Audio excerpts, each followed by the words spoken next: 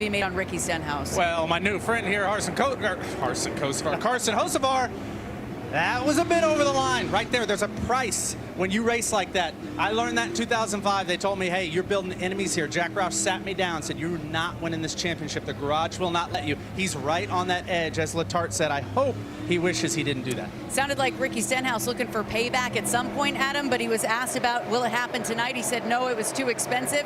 I think that goes to the $75,000 fine in the All-Star race last year.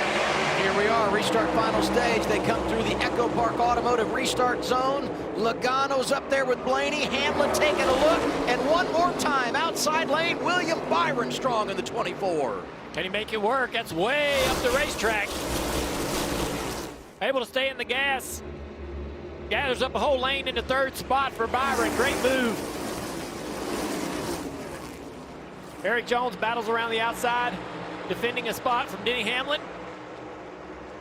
Saw the penalty for Brad Keselowski. Also a penalty on that cycle for Josh Berry. Here comes Jones again.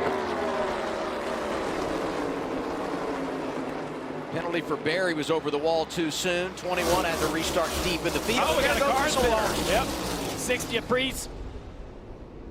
Caution, one more. All right, you're rolling.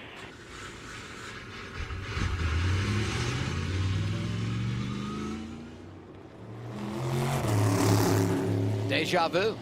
Yeah, this has been something tonight. Last year was chaos in the final stage, but it started early in this race, and I think this will be a long stage 3 with a lot of drama.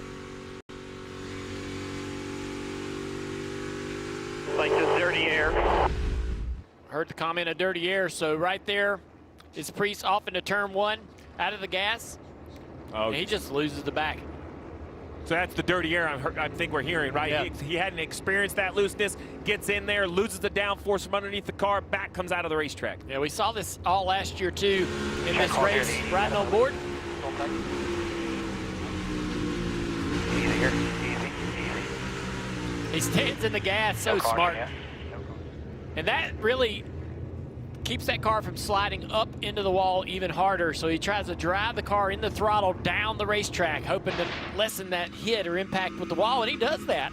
But go right down to the cut line. Priest +2, Buscher -2, Stenhouse at -2, 4 points back, Hocevar, Allmendinger. I mean, it's incredible how tight it is. And look at Kyle Busch, +10, got 7 spots on that last pit stop. A.J. Allmendinger started the day with a stop-and-go penalty after an infraction. He's up to 21st.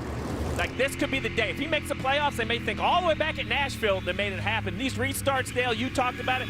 William Byron has been making this a clinic of 3 wide top in 1 and 2. He did it from row 4. He did it from row 3. Right here, he jumps to the outside of Jones, clears him off the corner. He's starting bottom this time. The question is, did Aaron Jones take a note? Will Eric Jones, who's now starting outside row 2, will he take it the outside? NASCAR Insights has Byron #1 on restarts today. It's obvious when you look at the replays. Well, he's chosen the inside line for this pickle restart, not going to give himself that option.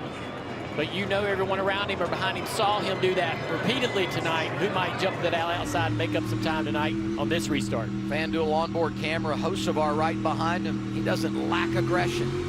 Restart as we close on lap 200 at Nashville. Logano trying to get away in the double deuce. Saw a couple of cars out of line back there. That red car, 41, Cole Custer. Blaney outside lane.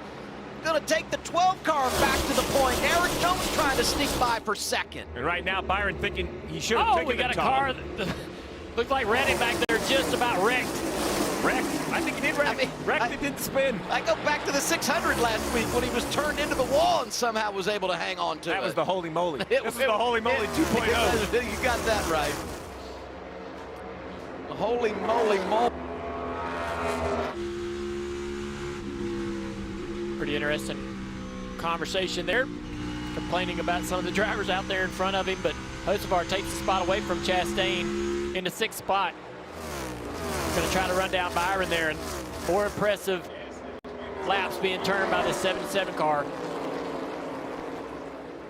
Blaney up the racetrack, or I'm sorry, Hamlin up the racetrack right there, trying to get a run on the 43s, looking a little bit low right here, trying to do exactly the same thing the 22 of Logano is.